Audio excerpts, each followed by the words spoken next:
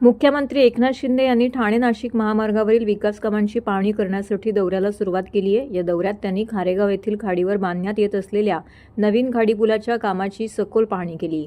मुख्यमंत्री शिंदे यांनी महत्त्वपूर्ण प्रकल्पाची प्रगती तपासून तातडीने पूर्ण करण्याच्या सूचना दिल्या आहेत। ठाणे-नाशिक महामार्गावरती गेल्या काही महिन्यांपासून खड्ड्यांमुळे मोठ्या प्रमाणावरती वाहतूक कोंडी होत आहे। या संदर्भात नागरिकांकडून तक्रारी येत असल्याने मुख्यमंत्री शिंदे यांनी संबंधित अधिकाऱ्यांसोबत बैठक घेऊन खड्डे तातडीने दुरुस्त करण्याचे निर्देश दिले होते। त्यांनी महामार्गावरील खड्डे आणि वाहतूक कोंडीची स्थिती पाहता निर्णय घेतला आहे। यानुसार मुख्यमंत्री शिंदे यांनी हा दौरा आयोजित करून महामार्गावरील विविध ठिकाणी सुरू असलेल्या कामाचा आढावा देखील घेतला। दौऱ्यादरम्यान मुख्यमंत्री शिंदे यांनी अधिकाऱ्यांना कामाच्या गुणवत्तेकडे लक्ष देण्याचे आवाहन केले। त्यांनी सांगितले की महामार्गावरील खड्डे तातडीने बुजवून वाहतूक सुरळीत करण्यासाठी उपाययोजना कराव्यात। तसेच खारेगाव येथील खाडीपुलाचे कामही वेळेत पूर्ण होण्यासाठी प्रयत्न करावेत। मुख्यमंत्री शिंदे यांनी ठाणे-नाशिक महामार्ग हा नागरिकांसाठी जीवनवाहिनी असल्याचे नमूद केले। त्यामुळे या महामार्गावरील कामे जलद गतीने पूर्ण करण्यासाठी प्रशासनाने पूर्ण प्रयत्न करावेत। राज्य सरकारवर महामार्गाच्या विकासासाठी वचनबद्ध असून नागरिकांच्या सोयीसाठी कोणतीही कसर सोडली जाणार नाही असं आश्वासन मुख्यमंत्री शिंदे यांनी दिले आहे।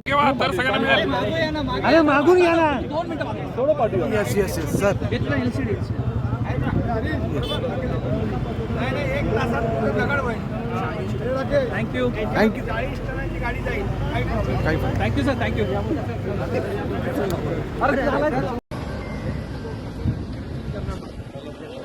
ब्रिज आपका बनाया नया, लेकिन हालत खराब। अभी तक इसकी टीडीएम डीसी जो की तीनों गाड़ी के पहले वो रुकी नहीं। तो अभी इसके ऊपर आइडिया लगा दो तो ये यहाँ पर भी ट्रैफिक खत्म हो जाएगा, स्मूथ हो जाएगा तो ये बहुत रिलीफ हो जाएगा।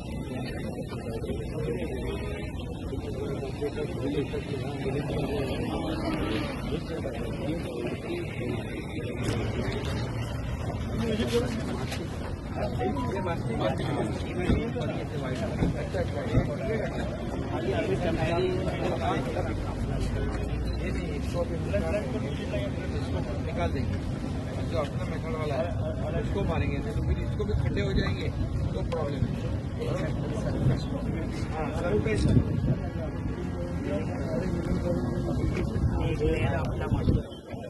साहेब थोडं मागे अजित पुण्याला परत काय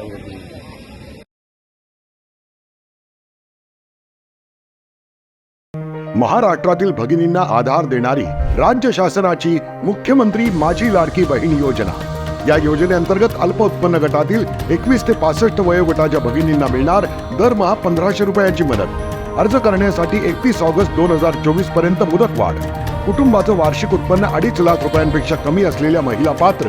कुटुंबाकडे पिवळं किंवा केशरी रेशन कार्ड असल्यास उत्पन्नाचा दाखला आवश्यक नाही। पांढरं रेशन कार्ड असेल किंवा रेशन कार्ड नसेल तर कुटुंबाचं वार्षिक उत्पन्न 2.5 लाखांपेक्षा कमी असल्याचा दाखला आवश्यक। योजनेसाठीचा ऑनलाईन अर्ज नारी शक्ती दूत ॲपवरून किंवा पोर्टलवर भरता येईल। ज्या भगिनींना ऑनलाईन अर्ज भरता येत नसेल त्यांच्यासाठी अंगणवाडी, ग्रामपंचायत, वॉर्ड ऑफिस, सेतू सुविधा केंद्रामध्ये किंवा आशाताई बचत गटाच्या CRP यांची मदत उपलब्ध। आता आपल्याला अभिमानाने म्हणता येईल, सुखी आणि सुरक्षित आहे माझी लाडकी बहीण।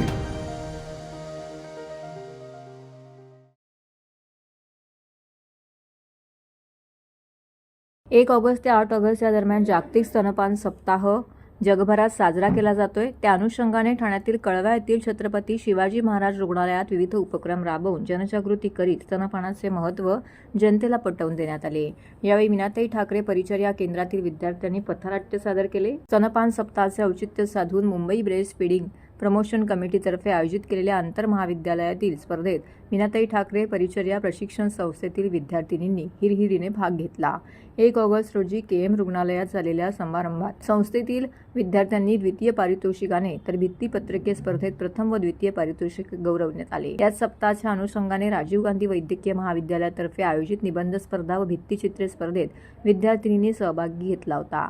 8 ऑगस्ट रोजी छत्रपती शिवाजी महाराज रुग्णालयाच्या बाह्यरुग्ण विभागात विद्यार्थ्यांनी स्तनपान विषयक प्रदर्शन भरवून गर्भवती माता, स्तनदा माता व त्यांच्या नातेवाईकांना स्तनपानाची सखोल माहिती दिली। याबरोबरच स्तनपान विषयक पथनाट्य सादर करून जनजागृती केली. सदर पथनाट्यास नागरिकांचा उत्तम प्रतिसाद लाभला. या प्रसंगी रुग्णालयाचे वैद्यकीय अधीक्षक डॉक्टर मारगावकर, बालरोग विभागाच्या प्राध्यापिका शैलजा पोद्दार, संस्थेच्या प्राचार्या श्रीमती प्राची धारप, उपप्राचार्य सुनील गुरसाळे व शिक्षक वृद्ध उपस्थित होते. या पथनाट्यासाठी संस्थेच्या प्राचार्य व शिक्षक वृंदांचे विशेष मार्गदर्शन लाभले.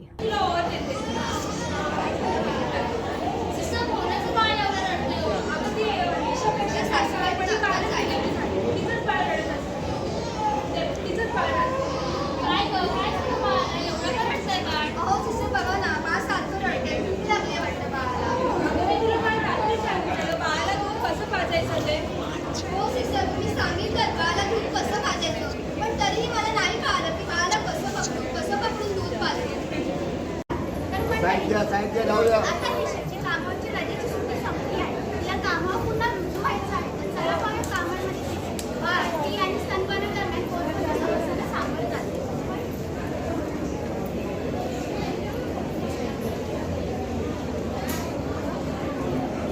आज सगळ्यांना ओव्हरटाईम करायला लागेल ना. अगं बघ ना गं, माझे हे पण कामानिमित्ताने बाहेर गेले आणि त्यात सासू सासरे पण यात्रेसाठी बाहेर गेले आणि माझा दीर मी किती दिवस सांभाळणार आहे बाळाला.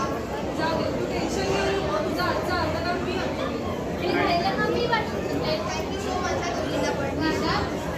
इतकं सगळं तर तुम्हाला सांगायचं होतं. मला चाललं असतं तू वर्क फ्रॉम होम केलेलं. उद्यापासून तू वर्क फ्रॉम होम कर आणि ती सगळी कामं फक्त तेवढे वेळेत कर. Sir thank you so much. मला खूप गरज होती आणि हे जे पाहिजेच राहिले तर म्हणजे तुम्ही पाहिलेच स्तनपान करताना मिळालेल्या या सर्व समस्यांना सामोरे जावे लागते.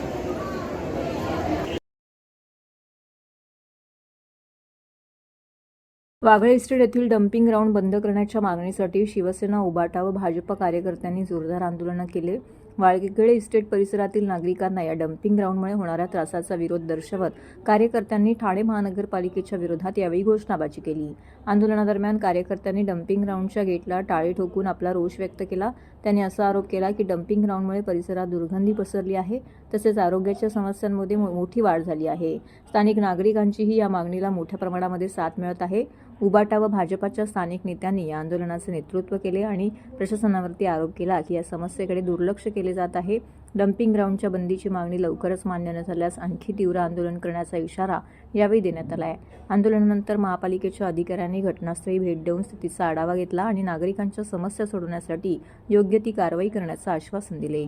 मात्र नागरिकांच्या प्रश्नांची लवकरात लवकर दखल न घेतल्यास या आंदोलनाचा पुढील टप्पा अधिक तीव्र होऊ शकतो, अशी भूमिका कार्यकर्त्यांनी मांडली आहे. आगे बढ़ो, महापालिका आयुक्त मुर्दाबाद, मुर्दाबाद, मुर्दाबाद, महापालिका आयुक्त मुर्दाबाद, मुर्दाबाद, मुर्दाबाद, महापालिका आयुक्त मुर्दाबाद, मुर्दाबाद, मुर्दाबाद, नहीं चलेगी, नहीं चलेगी, तानाशाही नहीं चलेगी, नहीं चलेगी, नहीं चलेगी, तानाशाही नहीं चलेगी. बघायला गेलं तर आमच्या इथं सीपी तलाव डम्पिंग हटाव यांचं आमच्या भारतीय जनता पार्टीच्या सर्व म्हणजे कांबळे असो, विजय असो, आमचे अमित असो, आपले रजनीश असो, यादवजी असो, हरिभाई असो, सर्व टीम, आता मी सर्वांचे नाव घेत नाही, पण विषय असा आहे की वागळेच्या लोकांना एवढा त्रास होतोय की बघितलं असेल तुम्ही, आज एवढी दुर्गंधी येते इथं, आपण एवढं थांबलो तरी किती स्थानिक लोकांना इथं त्रास होतोय. आज आमच्या संजयजी केळकर साहेबांच्या मार्गदर्शनानुसार आज आम्ही या सर्व निरंजन डावकर साहेब असो, वाघोळे साहेब असो, यांच्या मागणीनुसार आम्ही या वारंवार इथल्या स्थानिक लोकांच्या सहाय्या घेऊन तिथल्या लोकांचं आंदोलन भारतीय जनता पार्टीच करत आहे. बाकीच्या लोकांना इकडे काही पडलं नाहीये. वारंवार ज्या ज्या टायमाला आम्ही लोक पुढे आल्यानंतर या सर्व बाकीच्या गोष्टी लोक उठतात. पण आमचं असं म्हणणं आहे की प्रशासनाने या गोष्टी लक्षात ठेवायला पाहिजे की आज ठाणे महानगरपालिकेचा एवढा चांगला बजेट असताना एवढी लोकसंख्या वाढली आहे, तुमचं अजून नियोजन शून्य आहे, तुम्हाला साधं डम्पिंग ग्राउंड करता येत नाही, मग प्रशासन झोपलंय का काय? आमचं असंच म्हणणं आहे की हे लवकरात लवकर इथल्या लोकांना हे करणं जरुरी आहे, डम्पिंग हटवलं पाहिजे. कारण इथं दुर्गंधी असो, डेंग्यू असो, मलेरिया असो, आज अस्थमाच्या लोकांना बिमाऱ्या होत चालल्यात, लोकांना त्रास झालाय, मळमळीत सर्व उलट्या जोरात सर्व बिमाऱ्या चालू आहेत. या परिसरामध्ये जेवढं असं डेंग्यू आणि मलेरियाचे पेशंट भेटत चाललेत. आज ही परिस्थिती भयानक परिस्थिती आहे. आज तुम्ही बघितलं असेल, आपणच एवढा वेळ 10 मिनिटांना उभं राहिलं तर एवढं आपल्याला वास यायला लागले.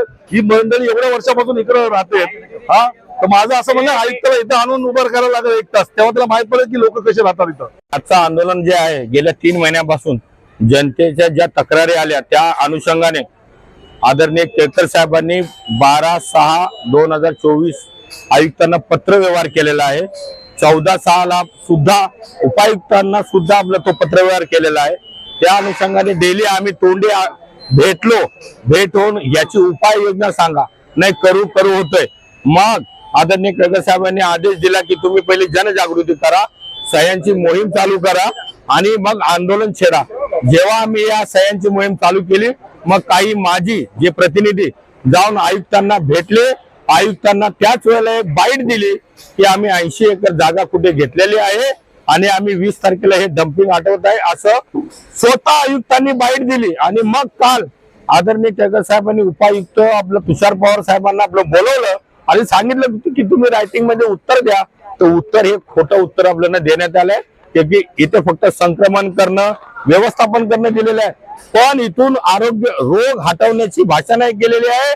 आणि जी बाईट दिली याचा अर्थ आयुक्त साहेब खोटं बोलतायत. आणि जे प्रतिनिधी दिली त्यांनी आदरणीय मुख्यमंत्री साहेबांचं नाव घेतलं की साहेबांनी फोन केला, मग रायटिंग मध्ये उत्तरात त्यांना द्यायला काय प्रॉब्लेम होता. याचा अर्थ ठाणे महानगरपालिकेला खोटे आयुक्त येथे आलेले आहेत. याचं ठाणेकरांचं आपल्याला दुर्दैव आहे. ठाणे येथील आदिवासी श्रमिक संघर्ष संघटना व ठाणे परिसरातील गावपाड्यात राहणाऱ्या आदिवासीच्या वतीने ठाणे शहरात भव्य मोटारसायकल रॅली शोभायात्रेचं आयोजन संघटनेचे संस्थापक अध्यक्ष हंसराज खेवरा यांच्या मार्गदर्शनाखाली व नेतृत्वामध्ये करण्यात आले होते. या समाजातील समस्त स्थानिक आदिवासी भूमिपुत्र, महिला, पुरुष मंडळी मोठ्या संख्येने आपल्या पारंपरिक पोशाख परिधान करून यामध्ये सहभागी झाले होते. समाज बांधवांनी मोठ्या उत्साहात आज जागतिक आदिवासी दिवस साजरा केला. या प्रसंगी उपस्थित समाज बांधवांनी क्रांतीसूर्य वीर बिरसा मुंडा यांच्या प्रतिमेला पुष्पहार अर्पण करून अभिवादन केले. आमची संस्कृती, आमचा अभिमान, मी आदिवासी, माझा स्वाभिमान अशी परंपरा आदिवासी समाजाची कला सातासमुद्रापार पोहोचली आहे. जागतिक आदिवासी दिनाचं औचित्य साधून आदिवासी समाज बांधवांच्या जीवनपद्धती, चालीरीती, रूढी परंपरा, वादन, गीते, कला यांचं आयोजन करण्यात आलं होतं. या तरुणींनी, विद्यार्थ्यांनी नृत्य करून सर्वांचं लक्ष वेधून घेतलं होतं. या प्रसंगी आदिवासी लोकांच्या हक्कासाठी आवाज उठवण्यासाठी व त्यांच्या विकासाला चालना देण्याकरिता एक महत्त्वाचा असा हा दिवस आहे. आदिवासी समाजाच्या हक्काबद्दल जनजागृती निर्माण करून त्यांच्या विकासात्मक पावले उचलणार असं आदिवासी श्रमिक संघर्ष संघटना ठाणे अध्यक्ष हंसराज खेवरा यांनी सांगितले. या जागतिक आदिवासी दिनानिमित्त पदाधिकारी अमृत सुरकर, सचिव तुकाराम वरठा, हेमंत जाधव, निलेश महाले, शिवाजी धामोडे, अनिल पालवी, हरी पागेरा, रमेश डोळे, हरेश्वर गुवारी, जितू भोये, अंजली काकरे, संचिता पांगी, भारती गावित, रोशन वाघ, सुनील भूतकडे, अंजली हावरे इत्यादी कार्यकर्त्यांनी सहभागी होऊन हा कार्यक्रम यशस्वीरित्या पार पडला. तर या कार्यक्रमाचे आयोजक अध्यक्ष हेमंत जाधव यांनी विशेष परिश्रम व सहकार्य घेतले.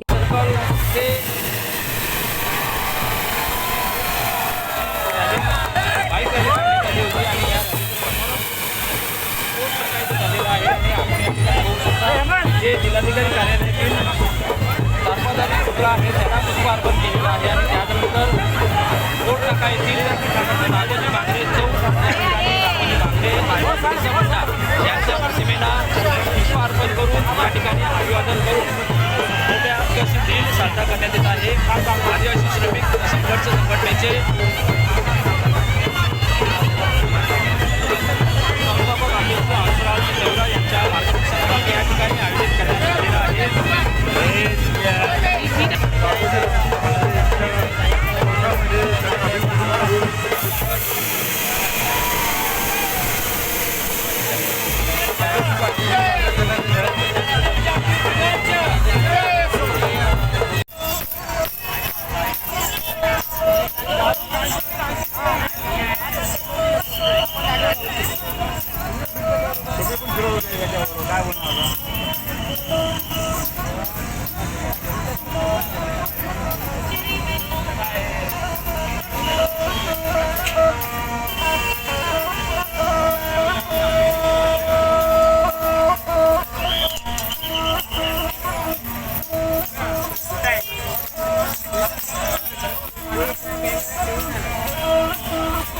ऑगस्ट जागतिक दिनानिमित्त माझ्या सर्व आदिवासी बांधवांना 9 ऑगस्ट जागतिक आदिवासी दिवसानिमित्त हार्दिक शुभेच्छा. आज आम्ही आदिवासी जागतिक दिनानिमित्त भांजरपाडा पोस्टमाता मंदिरापासून ही आदिवासी जागतिक रॅली शोभा यात्रा काढलेली आहे. ती आता कलेक्टर ऑफिसच्या इथे आवारात येऊन आम्ही तारपाधारी अर्ध्या पुतळ्याचे फोटोला अर्पण करून आम्ही कलेक्टर ऑफिसच्या समोरील राघोजी भांगरे चौक आहे इथे चौकाला अभिवादन करून आम्ही पुढे वागळशेठ एरियात रवाना होतो. आमच्या आदिवासी बांधवांना या भागात यावर्षी भरपूर मोठा उत्साह आहे. कारण आता या टायमाला गेले 17-18 वर्ष झाले आम्ही आदिवासी जागतिक दिनानिमित्त आम्ही 9 वर्षी रॅली काढतो. आता लोकांच्या मनात जागरूकता झाली आहे. त्याच्यामुळे यावर्षी सगळ्यात जास्त मोठा आपल्याला अनुभव दिसत असेल. पब्लिक पण जमते, लोक उत्साहित आहेत. भारतातील अग्रगण्य सरफेस डेकॉर ब्रँड डॉर्बीतर्फे दुसऱ्या एक्सपिरियन्स सेंटरचं उद्घाटन ठाण्यामध्ये करण्यात आलं आहे. 1.16 कोटी रुपये गुंतवणुकीसह अनुभव केंद्र सुरू करणारी या क्षेत्रातील पहिली कंपनी असून हे केंद्र ग्राहकांना प्रत्यक्षात गुंगवून टाकणारा अनुभव देते. दिल्ली एक्सपिरियन्स सेंटरच्या यशस्वी सादरीकरणानंतर ठाणे केंद्राने डिझाईन विथ डॉर्बी ही आद्य संकल्पना मांडली असून यामध्ये डॉर्बी लॅमिनेटसह डिझाईन केलेले योग्य आणि विलक्षण फर्निचरचे नमुने सादर करण्यात आलेले आहेत. हे केंद्र लॅमिनेटच्या परिवर्तनीय शक्तीवरती प्रकाश टाकते आणि फर्निचरच्या साध्या तुकड्यांचे वैशिष्ट्यपूर्ण डिझाईन निर्मितीमध्ये रूपांतर करते. आर्किटेक्चर आणि डिझायनर समुदायामध्ये नाविन्यपूर्ण डिझाईन विकसित करण्यासाठी सहकार्यास प्रोत्साहन देते. तर या केंद्राची रचना वास्तुविशारद, डिझायनर आणि फ्रीलान्सरसाठी एक सर्जनशील केंद्र म्हणून करण्यात आलेली आहे. त्याचवेळी हे केंद्र सर्वसामान्य ग्राहकांच्या गरजा पूर्ण करत शोरूम म्हणून काम करेल. जोडीला हे अनुभव केंद्र डॉर्बी लॅमिनेटसह अद्वितीय आणि वैशिष्ट्यपूर्ण निर्मिती करण्याची संधी मिळवून देत आगामी डिझायनर्स आणि विद्यार्थ्यांसाठी एक व्यासपीठ पुरवण्याचा प्रयत्न करत आहे. डॉर्बीचे मुख्य कार्यकारी अधिकारी आणि संचालक मेहुल अगरवाल यांनी नवीन एक्सपिरियन्स सेंटरबद्दल उत्साह व्यक्त केला आणि उपलब्ध लॅमिनेट पर्यायांच्या विस्तृत श्रेणीचे प्रदर्शन करण्यावरती भर दिला. लॅमिनेटची रचना गुणवत्तेकडे अनेकदा दुर्लक्ष केले जाते, तरीही ते कोणत्याही जागेचे सौंदर्य आणि वातावरण बदलण्यात महत्त्वपूर्ण भूमिका बजावतात, असंही ते यावेळी म्हणाले.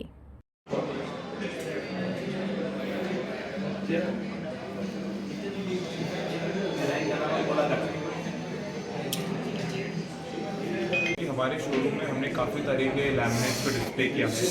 यहाँ पे हमने लग्जरी से लेके अफोर्डेबल सब कैटेगरी के लैमिनेट्स को लॉन्च किया है. इंडिया में जिस तरीके का ट्रेंड है, जिस तरीके से यूरोप में ट्रेंड चल रही है, जो भी इंटरनेशनल मार्केट में ट्रेंड है, वो हमने ट्राई किया इस पूरे शोरूम में आके हम उसे डिस्प्ले कर सके. यहाँ पे अगर आप देखेंगे हमारे डिस्प्ले पे ना सिर्फ हमने लैमिनेट डिस्प्ले किया शीट्स, बट हमने उससे फर्नीचर्स को भी डेवलप किया दिखाने के लिए किस तरीके से आप लैमिनेट अगर आप लगाते हो कैबिनेट्स पे या आप कबर्ड्स पे लगाओ, किस तरीके से वो आपके घर पे शोकेस किया जाएगा. यहाँ पे काफ़ी सारे डिज़ाइन अनलिमिटेड है. आपको आना पड़ेगा, आपको पूरा दिन निकालना पड़ेगा, तब जाके आप अपने घर का एक सिलेक्शन कर पाओगे हमारे स्टोर पर. देखिए अभी हमारे 2 स्टोर ओपन हो चुके हैं. ये सेकंड स्टोर है हमारा. फर्स्ट हमने दिल्ली कीर्तिनगर में स्टार्ट किया था, सेकंड थाने में है, थर्ड अभी हम लुधियाना का प्लानिंग कर रहे हैं पंजाब में, और उसके बाद हमारी प्लानिंग है कैलकाटा, चेन्नई और अहमदाबाद में ओपन करने की. जो ब्रांड डॉर्बी है वो हम फोकस करते हैं डिज़ाइन के ऊपर.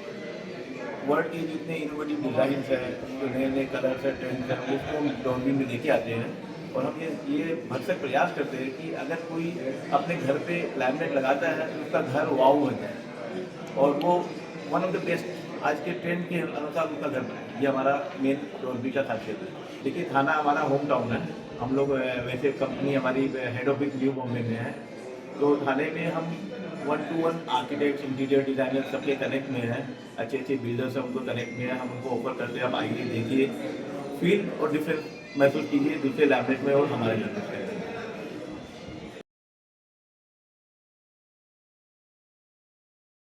घोडबंदर भागातील वाढती बांधकामे आणि लोकसंख्या यांमुळे गृहसंकुलांना टँकरच्या पाण्यावरती अवलंबून राहावे लागत असून विविध स्रोतातून अतिरिक्त पाणी पुरवठा या भागाला मिळवून देण्याकरिता प्रयत्न सुरू असून लवकरच हा परिसर टँकरमुक्त होईल असा विश्वास आमदार संजय केळकर यांनी व्यक्त केला. घोडबंदर परिसरातील पाणी टंचाईग्रस्त गृहसंकुलाचे अनेक प्रतिनिधींनी आमदार संजय केळकर यांची महापालिका मुख्यालयातील भाजपा गटनेते कार्यालयात भेट घेतली. यावेळी ठाणे महानगरपालिका पाणीपुरवठा विभागाचे कार्यकारी अभियंता विनोद पवार हे देखील उपस्थित होते. घोडबंदरवासियांना होणारा अपुरा पाणीपुरवठा आणि वाढत्या लोकसंख्येच्या तुलनेत कमी पडत असलेली पाणी वितरण व्यवस्था यांच्याबाबत दीर्घकालीन उपाययोजना म्हणून भातसा धरणातून 20 MLD पाण्याची तरतूद करावी अशी सूचना आमदार संजय केळकर यांनी ठाणे महानगरपालिकेला केली. यावर प्रशासनाने सहमती दर्शवली असल्याची माहिती केळकर यांनी दिली. सूर्या धरणाचे पाणी मीरा भाईंदर महापालिकेला मिळत आहे. त्याच पार्श्वभूमीवरती ठाणे महानगरपालिकेलाही पाणी मिळावे यासाठी प्रयत्न सुरू असल्याचं केळकर यांनी यावेळी सांगितले. पाण्याच्या संबंधामध्ये आज तातडीने 20 MLD पाणी केवळ घोडबंदर करता गरजेचं आहे आणि त्याची मागणी आपण भातसामधनं आम्हाला हे पाणी मिळावं याच्याकरता आपण केली आहे.